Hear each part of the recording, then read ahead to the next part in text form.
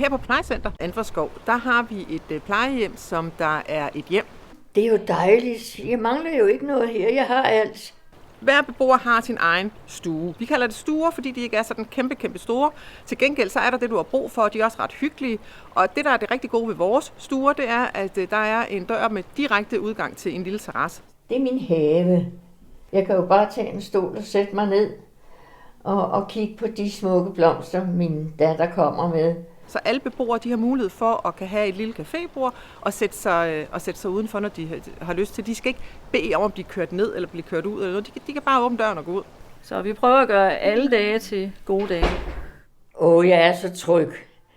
Når man kommer fra en lejlighed, hvor man sad og tænkte, bare de kommer og besøgte mig, og hvordan får jeg mad? Det er man jo fri fra. Man får alting hængt på snuden her, man har det så godt. Det er meget vigtigt, det er at de samme personer, der kommer, det faste personale, fordi så ved man også, hvordan havde beboerne det i går, og så kan man se, har de det bedre, har de det dårligere, og hvad kan man gøre anderledes for at hjælpe dem på en bedre måde. Så den personlige relation der, den er meget vigtig. Det her, det er hele dit hjem. Hele plejehjemmet, det er dit hjem. Du har din egen private stue, hvor du kan gå ind og lukke din dør, og dit eget badeværelse, der kan du gå ind, hvis du vil være dig selv. Men ellers er du en del af et fællesskab her, i lige så meget omfang, som du har lyst til. Jeg kan godt lide at blande mig med de andre, men jeg føler mig til gengæld heller ikke ensom her. Jamen, det er selvfølgelig vigtigt, at vi hjælper beboerne med alt det, de ikke selv kan. Men det er også vigtigt, at vi nogle gange går forrest og tager initiativer til nogle ting. Man gør meget her. Altså, når man kommer og siger, vil du med, vi skal have det og det og det, det vil jeg meget gerne. At der foregår noget meningsfuldt for dem, så de har noget hver dag og kan glæde sig til at være med til at være en del af. Altså, føler jeg mig ensom.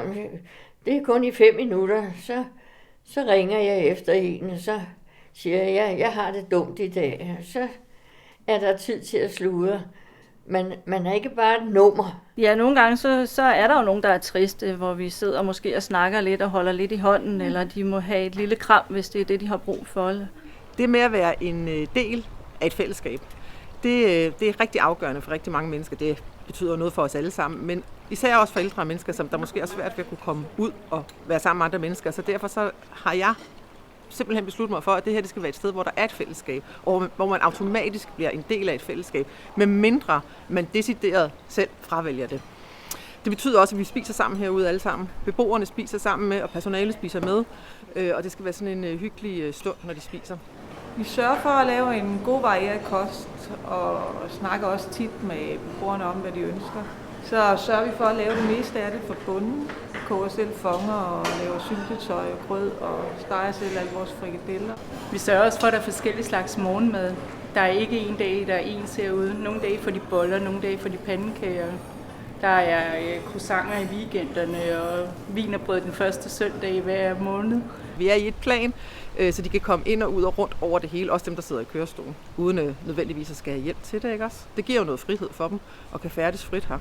Derudover så har vi jo en fantastisk have, det er jo den, vi står i lige nu, hvor vi laver rigtig mange ting, når vejret tillader det. Og vi har flere forskellige fester om året, som foregår udendørs. Vi har også fester, der foregår indendørs. Det er haven, og der må man sidde ude. Og så har vi jo søen her, hvor der er fisk. Og så er vi glade for at se på åkandblomsterne, der også springer ud. Det er her, hvor vi holder fester, så når hvis det er meget fødselsdag, kan man invitere gæster herude. Og der er jo plads til mange mennesker. Og der er stole og borde, og man får dækket op af det hele, og maden kommer herud. Jamen, det betyder jo alt, når det er sommer og sol, og folk vil gerne snakke sammen. Ja, det ligner ikke et plejecenter. Jeg kalder det et hotel. Det gør jeg. Ja. Og så har vi det super godt herude, og vi har et godt kammeratskab med alle mennesker. Og jeg er super glad for at være herude. Min mand, han boede her først. Og der sagde jeg, at hvis jeg nogensinde skulle på plejehjem, så skulle jeg herop. Fordi det er simpelthen så dejligt. Personalet er venligt og imødekommende. Så der arrangerer de jo fantastisk meget for os herude. Der er jo noget her hver dag. Det er det. Uden, altså selvfølgelig ude, ikke om søndagen, men de skal jo have lov at have fri.